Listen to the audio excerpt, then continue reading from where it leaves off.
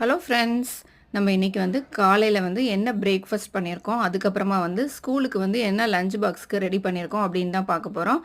இன்றைக்கி நம்மளோட வீடியோ பார்த்திங்கன்னா கொஞ்சம் லேட் ஆகிடுச்சு. வாங்க என்னென்னு பார்த்துடலாம். ஒன்றா ஃபஸ்ட்டு என்ன பண்ணியிருக்கேன்னு பார்த்தீங்கன்னா, இட்லி வச்சுருக்கேன். அதுக்கு சாம்பார் வச்சுருக்கேன். சாம்பார் கத்திரிக்காய் முருங்கைக்காய் போட்ட சாம்பார் பண்ணியிருந்தேன். இந்த ரெண்டும் தான் இன்றைக்கி நம்மளோட காலையில் பிரேக்ஃபாஸ்ட். அதுக்கப்புறம் பார்த்திங்கன்னா ஸ்கூலுக்கு என்ன லஞ்ச் பண்ணியிருக்கேன்னு பார்த்தீங்கன்னா, தேங்காய் பால் சாதம் தான் பண்ணியிருக்கேன். நல்ல பிரியாணி அரிசியில் சூப்பரான தேங்காய் பால் சாதம். அதுக்கு காலிஃப்ளவர் பெப்பர் மசாலா பண்ணியிருக்கேன். காலிஃப்ளவரில் மிளகு, சீரகம், சோம்பு எல்லாம் போட்டு நல்ல காரமாக ஒரு மசாலா ரெடி பண்ணியிருக்கேன்.